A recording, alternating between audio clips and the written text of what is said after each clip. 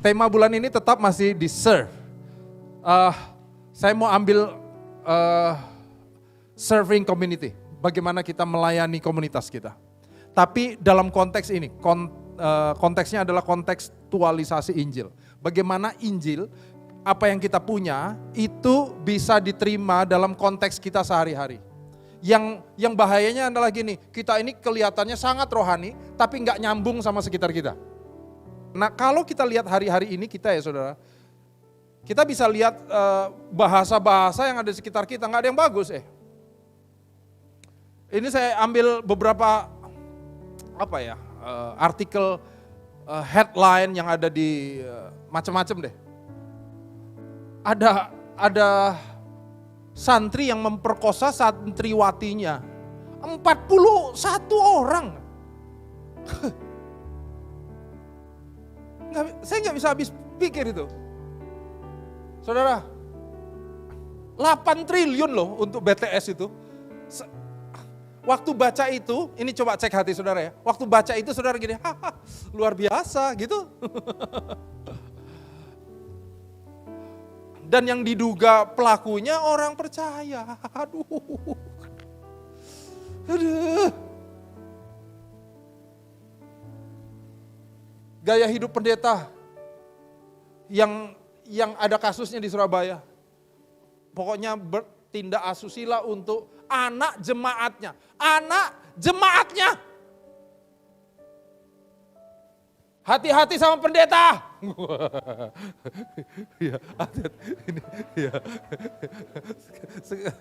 Hati-hati. Jangan terima pendeta apa adanya. Terima Tuhan Yesus apa adanya. Jangan-jangan pendetamu itu ada maksud udang di balik bakwan. 3.000 orang bergabung komunitas LGBT di Garut. Ini baru loh, Januari 23. Ada komunitas LGBT. Makin marak hari-hari ini. Gimana nanti saudara baca gitu ya, baca hal-hal itu ada di sekitar kita. Tunggu, saya turunin emosi saya. Agak emosi. Nah, yuk kita baca firman Tuhan. Saya bacakan untuk saudara. Ayat 1 Korintus 9 ayat 19 sampai 23. Sungguh pun aku bebas terhadap semua orang. Kita ini orang bebas ya, saudara dan saya bebas. Aku menjadikan diriku hamba dari semua orang.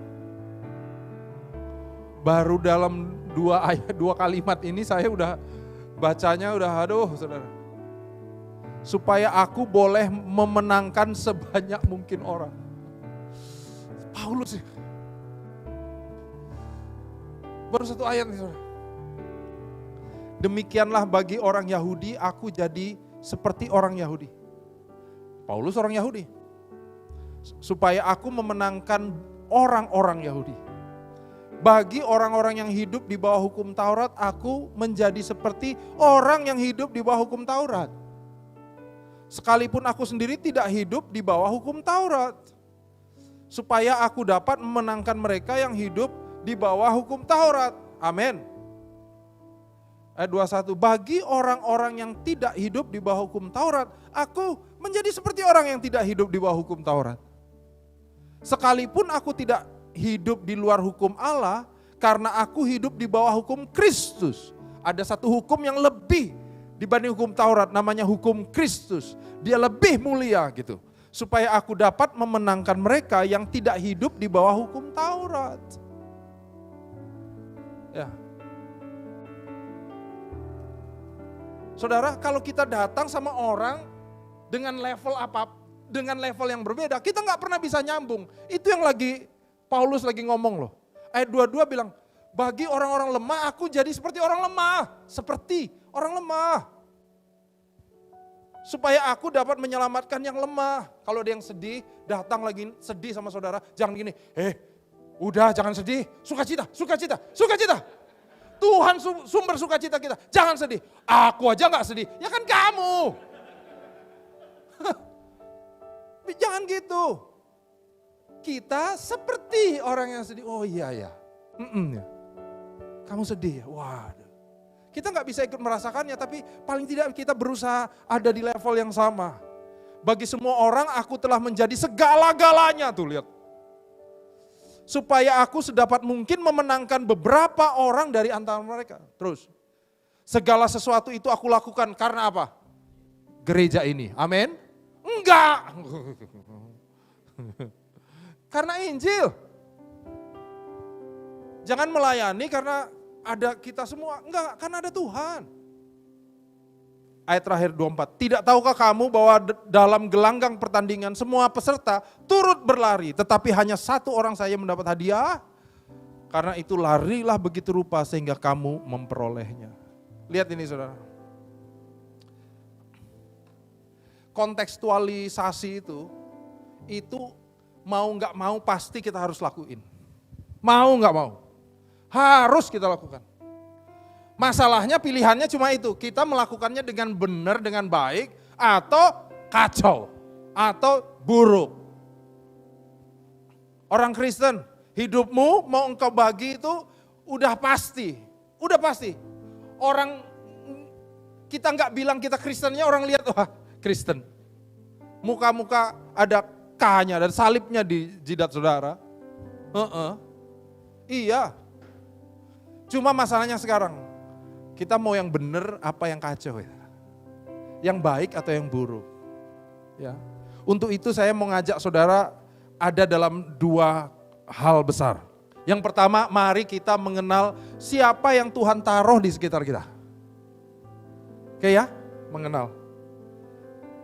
Saya mau kasih mengenal itu kenali tempat Anda. Kita di Jakarta Selatan, coba di mana saja orang-orang kumpul misalnya. Ya, mall.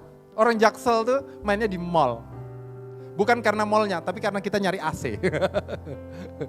Nyari AC, dingin kumpul. Di mana? Meja makan, rumah-rumah. Itu makanya saya sama istri buka rumah.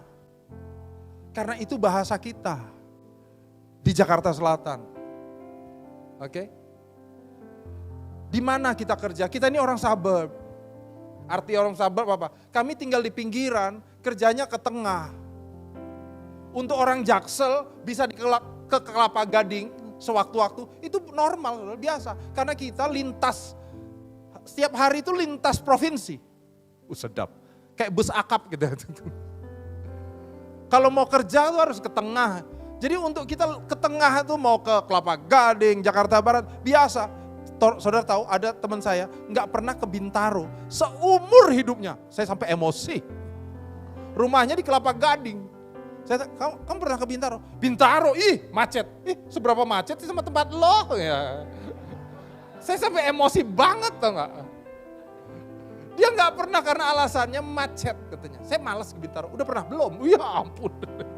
Gua ke Kelapa Gading juga sering. Kenapa? Karakter kita begitu. Karakter orang suburb.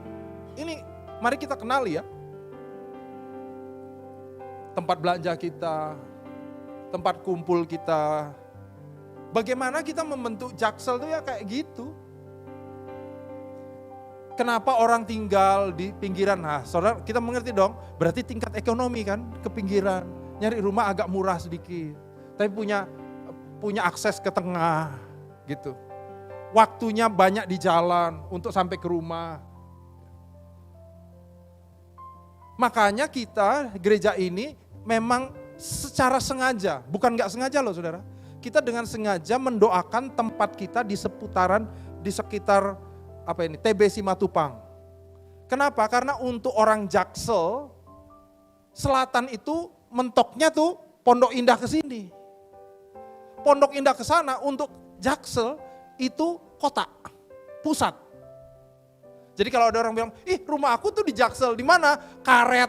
Itu mah bukan selatan. Untuk kami.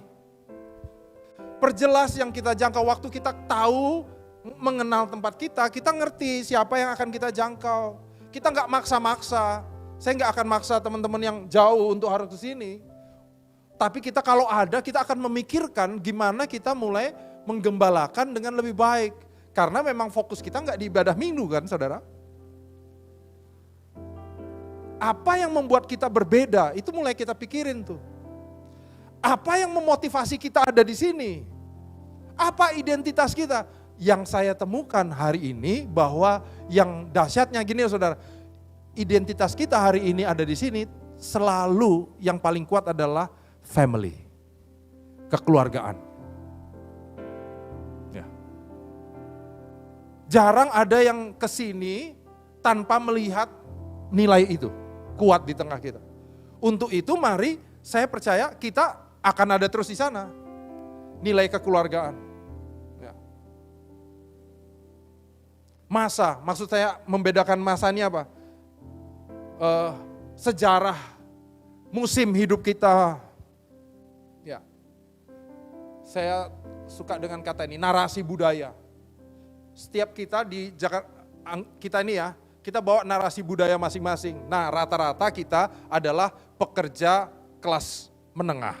Rata-rata begitu.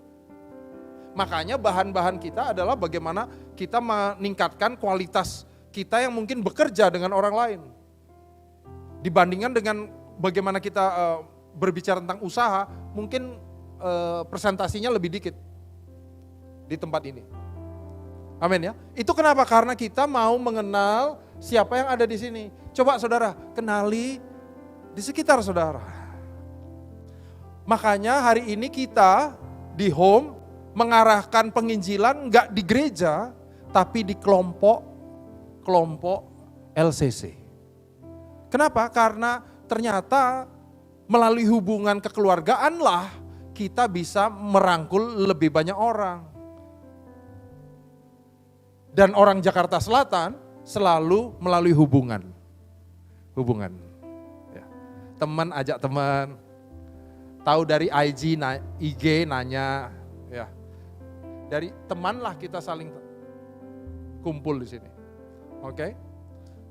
Untuk itu mari saudara di LCC saudara mulai kenali siapa yang ada di sekitarmu. Amin ya. Kedua dan terakhir. Di terakhir ini ada 3 poin. Terakhir sih, tapi 3. Nah, bagaimana caranya? Coba dengar, lihat, temui. Oke ya? Apa? 1, dengar. 2, lihat, temui. Ya. Kalau saya dengar salah satunya dari lagu-lagu. Lagu-lagu yang orang-orang dengar. Yang kita dengar ya.